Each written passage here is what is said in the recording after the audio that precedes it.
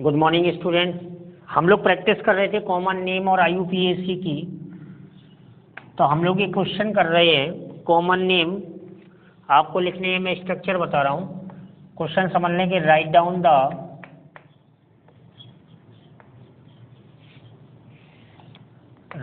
The common name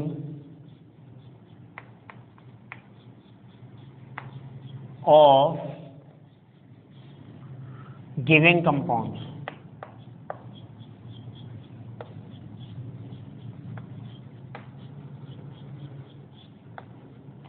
और structures.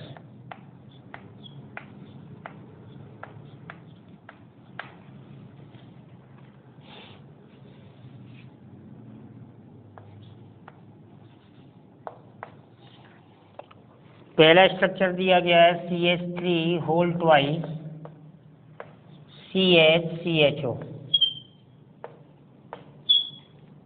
Second is CH3CH OCH3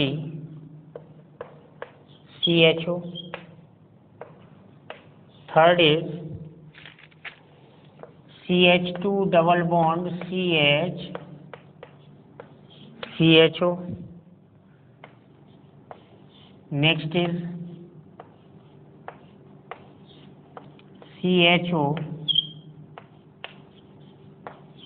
CHO।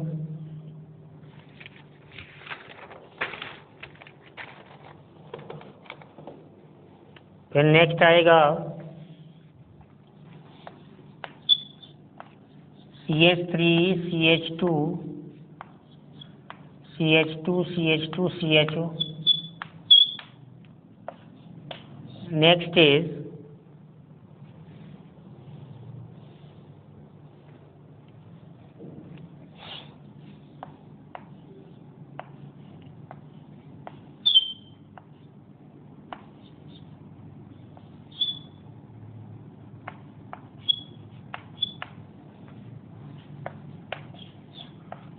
CH3 CH2CO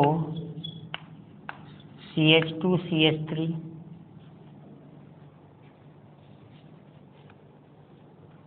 and next is CH3 twice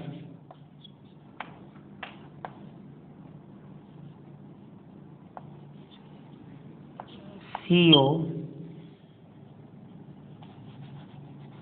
CH3 twice CH CO CH CH3 twice।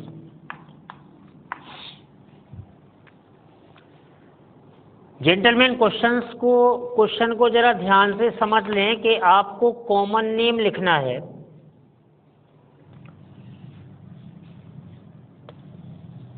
Student के दिमाग में एक question हमेशा रहता है पढ़ाई करते समय कि साहब ऑर्गेनिक बहुत कठिन है। अरे कठिन कुछ भी नहीं है।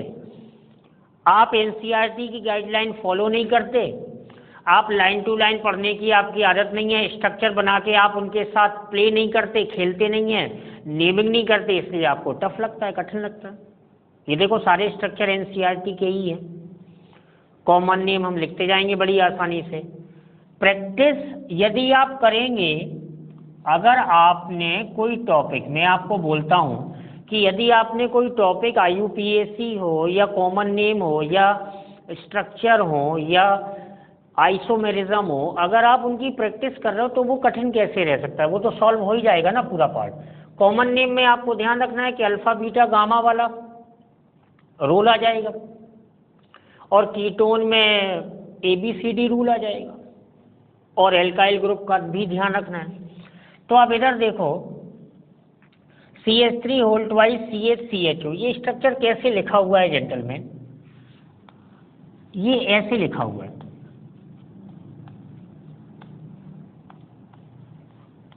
अगर इसे मैं थोड़ी सी देर के लिए छुपा लूं, सी हियर, तो ये प्रोपियोन एल्डिहाइड होता, लेकिन यहां पे ये ब्रांच आ गया तो मैं इसे क्या बोलूंगा? टोटल कार्बन कितने हो गए? 4 हो गए। तो अब ये प्रोपियोन एल्डिहाइड तो नहीं बचा, एक ब्रांच आ गया, तो इसे हम बोलेंगे 4 कार्बन होगा, इसे हम बोलेंगे आइसोब्यूटाइलडिहाइड।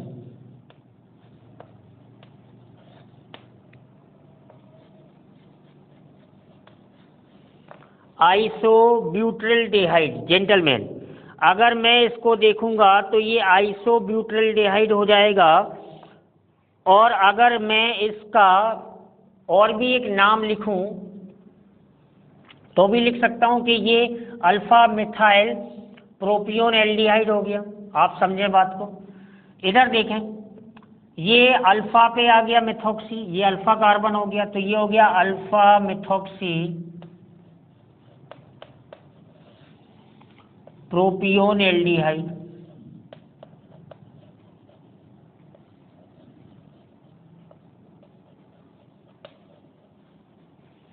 ये मैं बता चुका हूं कई बार,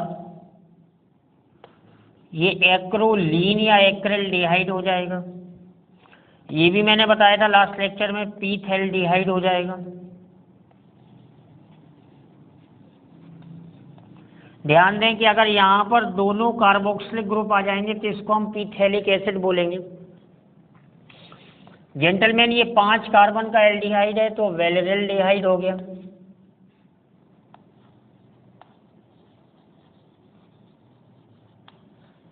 पांच कार्बन का एसिड हो जेंटलमैन तो उसे मैं वेलरिक एसिड बोलता हूं। मतलब ये तो आप ध्यान ही रखें कि 1 कार्बन, 2 कार्बन, 3 कार्बन, 4 कार्बन और ये 5 कार्बन, इतना तो पॉपुलर रहेगा सब। ये मिथेनॉल हो जाएगा, इथेनॉल हो जाएगा, फॉर्मेल्डिहाइड हो जाएगा, एसिटिल्डिहाइड हो जाएगा, प्रोपियोन एल्डिहाइड हो जाएगा, ब्यूटाइलडिहाइड हो जाएगा, वेलरिल्डिहाइड हो जाएगा, फॉर्मिक एसिड हो जाएगा, 2 कार्बन का एस्टिक एसिड हो जाएगा, 3 का प्रोपियोनिक, ब्यूटरिक और ये वेलरिक एसिड हो जाएगा। अगर इसका हम कॉमन नेम लिखें केवल मुझे क्वेश्चन में कॉमन नेम लिखना है, तो ये अल्फा बीटा, ये बीटा ब्रोमो या मेटा ब्रोमो बेंजल्डिहाइड बोल सकते हैं, या बीटा ब्रोमो।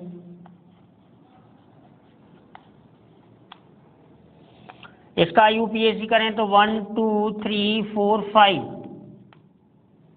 लेकिन आईयूपीएससी नहीं करना है, कॉमन नेम लिखना है। तो ये डाई इथाइल कीटोन हो गया, ये डाई इथाइल कीटोन हो जाएगा जेंटलमैन। अब इसका देखें, इसका कॉमन नेम मुझे लिखना है, तो इस ग्रुप को जरा गौर से देखें, ये आइसोप्रोपाइल है। देखो मैं क्लियर कर दूं, बेसिक, मैंने आपसे क्या बोला कि हमेशा ये अपील की है कि जब आपको बेसिक सिखाया जाए, 11th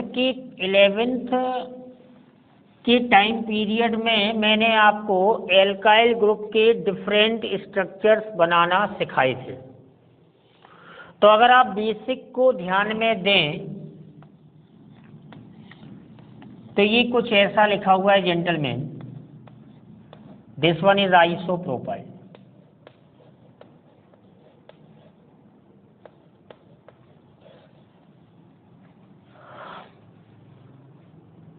आप देख सकते हैं कि ये आइसोप्रोपाइल कितनी बार है, 2 बार है। तो अगर ये 2 बार है तो 2 के लिए हम डाई यूज कर सकते हैं। तो इसका हम नाम लिख रहे हैं, कॉमन नेम क्या हो जाएगा कि die isopropyl ketone.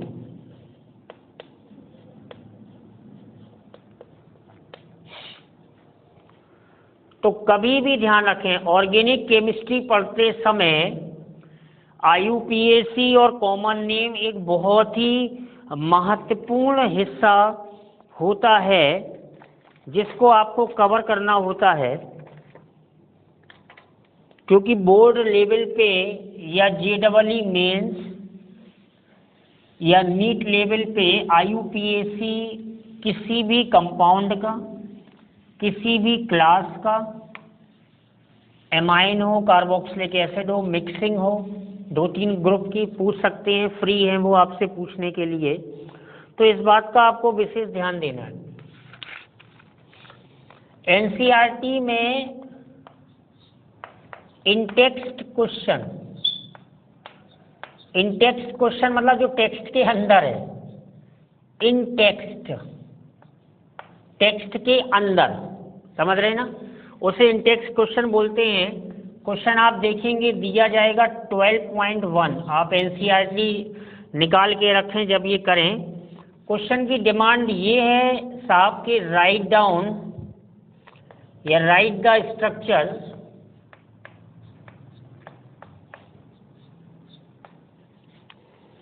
Of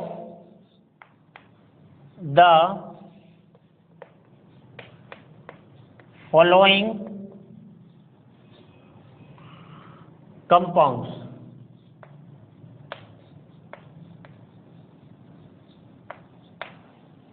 structure दिए गए हैं, ये एनसीईआरटी का क्वेश्चन है 12.1। पहला कंपाउंड दिया है एसिटोफिनोन,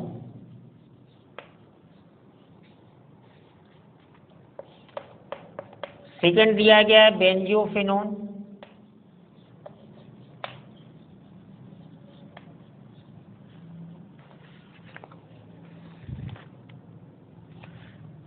बेंजोफिनोन। तो देखिए एसिटोफिनोन, जब ये फिनोन शब्द आ जाए, मैं करता चलता हूं क्वेश्चन को, तो मैंने आपको बताया था कि जो कीटोन होते हैं वो दो कैटेगरी के होते हैं, एलिफेटिक और एरोमेटिक। एक्चुअली में ये दोनों कीटोन एरोमेटिक हैं, और फिनोन का मतलब कि एरोमेटिक रिंग आ जाएगी, बेंजीन रिंग।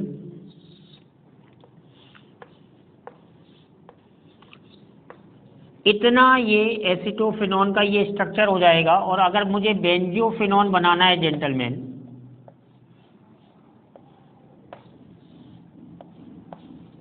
तो मुझे इस तरह से डाईफिनाइल कीटोन,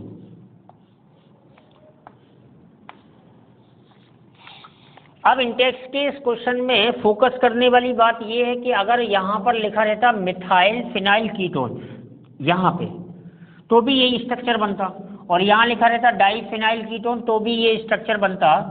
तीसरा कंपाउंड दे रहे हैं प्रोपियोफिनॉन,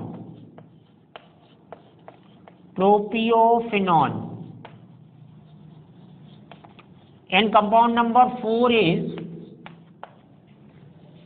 अल्फा मिथॉक्सी प्रोपियोन एल्डिहाइड। ये कर चुके हैं हम लोग प्रैक्टिस में।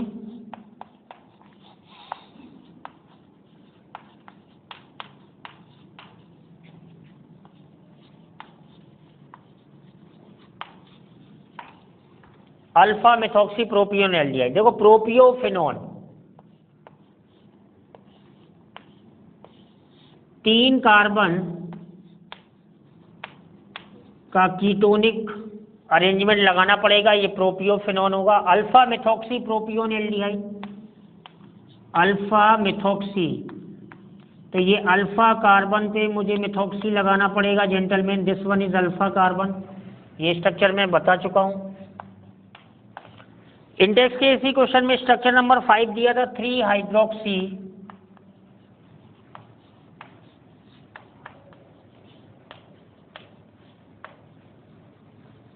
Butanal, 3 hydroxy butanal. देखो तरीका मैं बता रहा हूं कि 4 कार्बन, क्योंकि ये CHO कनेक्ट करना पड़ेगा, और 3 पे हाइड्रोक्सी, तो 1 2 3 यहाँ पे OH लगा दो। अब आप स्केलेटन को पूरा करो कार्बन से, तो यहाँ 3 H आएंगे, यहाँ 1 आएगा, यहाँ पे 2 आएगा, तो ये इसका स्ट्रक्चर हो जाएगा। नंबर 6 स्ट्रक्चर दिया है 2 हाइड्रोक्सी साइक्लोपेंटेन कार्बल्डिहाइड, 2 हाइड्रोक्सी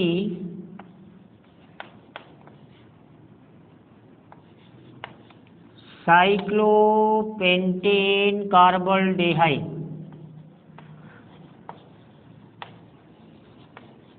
कार्बल्डिहाइड आ गया, मतलब कार्बन को गिनना नहीं है। साइक्लोपेंटेन मतलब 5 कार्बन की चेन।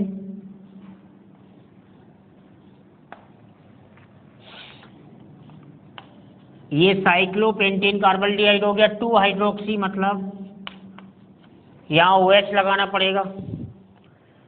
जेंटलमैन हम डिस्कस कर रहे हैं Intex question 12.1 from the NCERT. तो आप एक एक स्ट्रक्चर से रिलेटेड कंपाउंड का नाम उधेड़ दीजिए। मेरी अपील ये है कि आप कोई भी टॉपिक पढ़ें ना, उसको उधेड़ दें बिल्कुल। कॉमन नेम हो, IUPAC हो, अल्फा बीटा गामा कार्बन हो, कुछ भी हो। Number 7, four oxo pentanal. तो पेंटेनल है तो पहले 5 कार्बन का स्केलेटन बना लें इंक्लूडिंग CHO। ये 4-ऑक्सो 1 2 3 4, तो ये हो जाएगा इस तरह से। अब H लगा दें।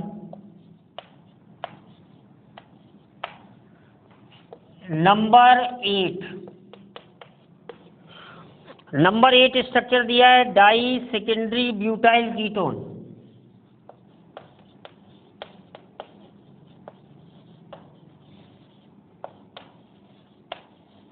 डाई सेकेंडरी ब्यूटाइल कीटोन, तो देखो मैं आपको बता दूं कि CH3 CH CH2 CH3, this one is di secondary butyl.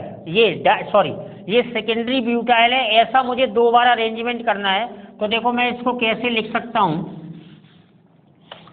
ये CH3 हुआ और ये CH, ये CH CH3 CH2 CH3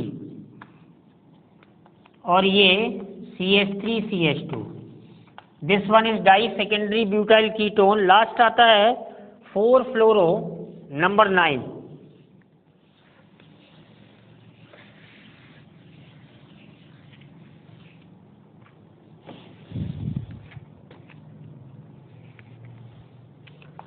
number 9 आता है 4-फ्लोरो